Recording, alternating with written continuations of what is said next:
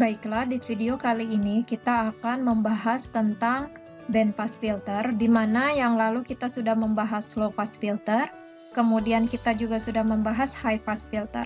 Sekarang kita melihat tentang band pass filter atau filter lolos rentang, atau kita biasa dalam bahasa Indonesia filter itu disebut juga dengan tapis ya, tapis lolos rentang.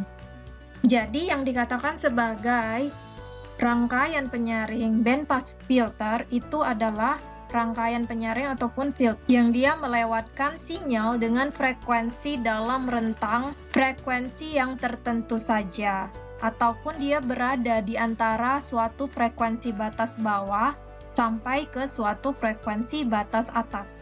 Kalau misalkan pada filter lolos atas ataupun high pass filter itu kan yang dilewatkan yang frekuensi tinggi saja atau frekuensi lebih besar daripada frekuensi cut off. Sedangkan kalau yang pada filter lolos rendah itu kan yang dilewatkan itu adalah frekuensi yang berada di bawah frekuensi cut off saja. Nah, sehingga kalau misalnya ini kita gabungkan, dua ini kita gabungkan, maka dia akan menjadi seperti ini.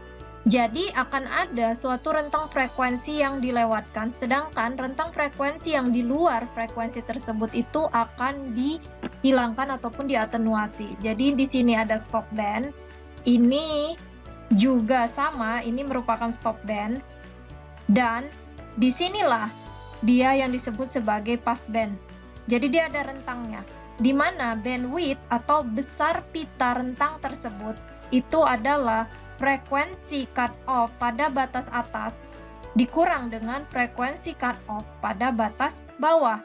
Jadi, biasanya kita tidak sebutnya sebagai frekuensi cut off lagi, melainkan frekuensi batas bawah atau FL, di mana L itu menunjukkan low, dan frekuensi batas atas atau FH, di mana H itu menunjukkan high. Ketika kita ingin menggabungkan, menjadikan seperti ini, artinya kita menghubungkan rangkaian yang pertama itu kan high pass ya, sehingga dia bisa melewatkan frekuensi di atas frekuensi cut off. Sedangkan rangkaian yang kedua, ini kalau dibagi dua, ini rangkaian yang pertama, ini rangkaian yang kedua. Rangkaian yang keduanya itu merupakan yang low pass ya, sehingga dia bisa mengatenuasi yang di atas frekuensi cut off-nya. Sehingga di sini yang high pass ini, itu frekuensi cut off-nya menjadi FL. Sedangkan yang low pass itu frekuensi cut off-nya menjadi FH. Sehingga kalau misalnya dibuat di dalam rangkaian RC, kita dapatkan ini bagian yang pertama yang barusan kita pelajari ini kan ini adalah high pass filter ya. Sedangkan kalau bagian rangkaian yang kedua, ini itu adalah low pass. Jadi dia cara kerjanya adalah penggabungan dari kedua ini yang sudah kita bahas sebelumnya sehingga menghasilkan suatu band pass filter. Seperti inilah yang dikatakan sebagai band pass RC filter. Lalu berapa faktor penguatannya? Di sini ini tidak akan Ibu turunkan karena penurunannya itu sangat-sangat panjang. Jadi kalau kalian penasaran silakan cari tahu saja di sumber belajar yang lain. Nah, jadi faktor penguatannya itu adalah seperti ini, kombinasi antara frekuensi yang high dengan frekuensi yang low dengan frekuensi F. F itu adalah frekuensi sinyal itu sendiri. Frekuensi sinyal. Yang dikatakan sebagai FH itu adalah 1/2pi RH CH. Jadi tetap sama rumusannya seperti pada high pass filter. Sedangkan untuk FL-nya juga sama rumusannya seperti pada low pass filter. Lalu di mana aplikasinya? Aplikasinya itu adalah untuk penguat audio, di mana kita menguatkan hanya pada rentang frekuensi tertentu saja. Pengendali nada, yang kita tahu ya kalau nada itu ada frekuensi tertentu saja yang harus dikendalikan. Kemudian ada penyaring crossover dari speed. Inilah aplikasi dari band pass filter. Sekarang kita lihat contohnya supaya kalian bisa lebih paham. Ingat ya, kalau band pass filter tadi kita punya rangkaian yang pertamanya itu high pass. Nah, high pass ini dia akan menyajikan frekuensi low, kemudian ditambah dengan low pass. Nah, low pass ini berfungsi sebagai penyaji frekuensi yang high-nya. Sekarang kita perhatikan sebuah rangkaian band pass filter atau tapis lolos rentang yang dirancang dari komponen RC atau resistor dan kapasitor untuk melewatkan frekuensi di antara 1 kHz hingga 30 kHz. Berarti di sini yang 1 kHz ini itu adalah FL-nya. berarti dia didapatkan dari suatu high pass filter. Sedangkan yang 30 kHz ini itu adalah FH-nya, berarti dia didapatkan dari suatu low pass filter. Nah, kedua resistor yang digunakan dalam rangkaian masing-masing adalah 10 kilo ohm. Hitunglah kedua nilai kapasitor yang digunakan pada rangkaian tersebut. Jadi ketika kita ingin merancang suatu rangkaian untuk bandpass filter ini tadi, kan yang seperti Ibu bilang ditentukan itu besar resistornya dan besar kapasitornya. Karena resistornya itu sudah diketahui besarnya adalah 10 kilo ohm, maka di sini kita tinggal mencari besar kapasitornya saja. Di mana besar kapasitornya itu bisa ditentukan dari rumusan untuk frekuensi cutoff 1/2pi RC. R-nya kan sudah diketahui ya, 10 kilo ohm. Kemudian frekuensinya, kalau yang frekuensi low berapa? Yang frekuensi low itu kan yang 1 kHz, berarti di sini ada 1000 Hz. Sehingga ketika kita cari C-nya itu didapatkan 15,9 nanofarad. Ini dia untuk C bagian yang low, atau berarti ini yang untuk kapasitor pada high pass.